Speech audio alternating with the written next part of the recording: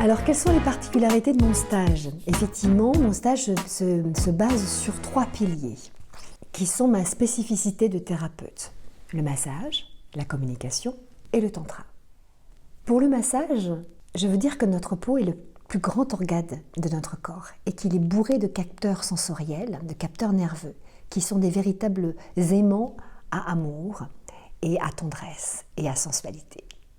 Toucher l'autre, c'est lui dire « je te reconnais » et reconnaître l'autre, c'est lui dire « je t'aime » d'une certaine façon. Et quand on se sent reconnu, on est vivant en fait. Pour beaucoup de couples, le quotidien a créé de l'éloignement et cet éloignement a fait que de moins en moins, l'homme et la femme se touchent. Ou les deux femmes se touchent, ou les deux hommes se touchent. Et quand on passe par la peau, c'est sans les mots se reconnecter, se reconnaître. En fait, c'est une sorte de guérison. Et le massage que je propose durant le stage, c'est pas un massage du tout protocolaire, pas du tout scolaire, pas du tout. J'invite les couples à venir sentir au bout de leurs doigts un état d'être pour pouvoir se reconnecter, pour pouvoir donner et pour pouvoir recevoir. Donc le premier cycle du stage, c'est vraiment la reconnexion. C'est réapprendre le plaisir de se toucher, sachant bien sûr que le toucher est absolument fondamental puisqu'on sait que des enfants se laissent mourir de ne pas être touchés. Donc imaginons bien que nos âmes d'adultes et nos corps d'adultes en ont grandement besoin aussi. Au début de la relation, le toucher a une place très très importante dans le couple et puis comme je le disais, petit à petit ça peut s'appauvrir. Il s'agit ici de se rapprocher par le contact, d'ouvrir un espace de confiance. Et c'est ça que les couples trouvent merveilleux, c'est parce que en fait, cet espace de confiance, de sécurité va s'ouvrir au-delà du conflit, au-delà de l'éloignement, au-delà du silence. Donc ça, c'était pour le premier cycle. Le deuxième cycle, il va aller un peu plus loin. Il va offrir des espaces de toucher toujours respectueux, bien entendu, mais peut-être encore plus amoureux, plus global.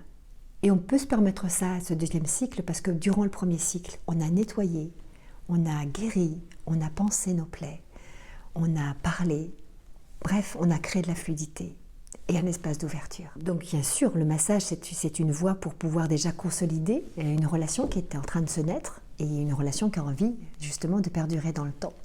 Et bien entendu, comme je l'ai dit auparavant, ça permet également de se guérir et de se reconnecter quand on est ensemble depuis longtemps. Donc c'est vrai que le massage est un pilier essentiel, mais il est essentiel parce qu'il prend aussi place par rapport aux deux autres piliers, absolument. L'autre pilier de ce stage de couple peau-émo, donc il y a le massage et il y a aussi la communication. Le fondement de ce stage, c'est se dire par la peau et se toucher par les mots. Communiquer, c'est un art essentiel et pourtant très peu d'entre nous le maîtrisent. Dire, se sentir entendu, tout ça, ça s'apprend. En fait, tout peut être dit, il faut juste prendre la responsabilité des mots que l'on va déposer à l'autre.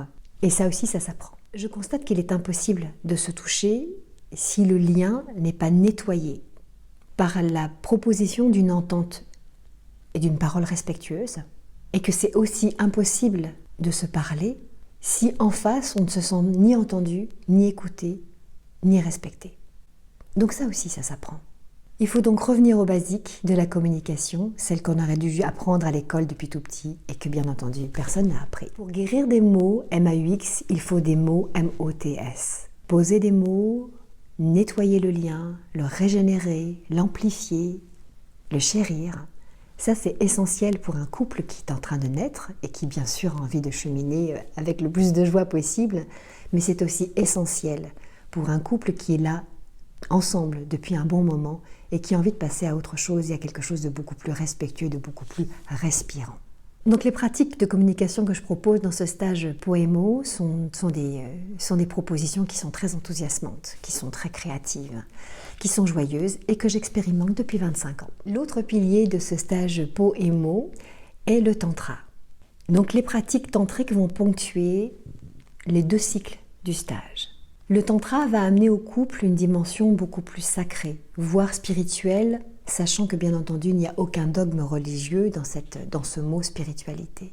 Le tantra annonce clairement que nous portons en nous une part féminine et une part masculine, que l'homme a besoin de faire vibrer et de faire vivre cette part féminine, pour pouvoir juste être dans sa complétude, et que la femme a besoin de pouvoir exprimer sa part masculine avec plus de douceur, plus de fluidité et parfois d'affirmation. Et donc c'est cet équilibre intérieur de ce féminin et de ce masculin qui va permettre de nous sentir entiers et donc de libérer une énergie favorable pour la relation. Parce que on a fait le deuil de cette croyance que nous ne sommes jamais complets si l'autre n'est pas là. Le tantra amène une dimension de délicatesse, de sensualité, de tendresse et d'intensité dans la relation. La sexualité tantrique, elle s'oriente vers une proposition de l'écoute profonde des besoins de chacun. Et elle vient nous rappeler que nous sommes des êtres vivants et créatifs. Et que bien sûr le couple, c'est un espace où on peut se réinventer en permanence, dans le respect et dans la joie. Et donc ce tantra va permettre d'offrir une dimension unique au couple, qui va se sentir vibrant, vivant, j'adore dire ça, mais en même temps c'est exactement ça, et qui va sortir des relations que l'on connaît tous, qui sont des relations des sentiers battus. Et donc ça crée une relation très particulière, unique, avec une couleur très intense. Et moi je pense que les couples ont envie de ça, une relation vivante, colorée, intense, joyeuse, nourrissante.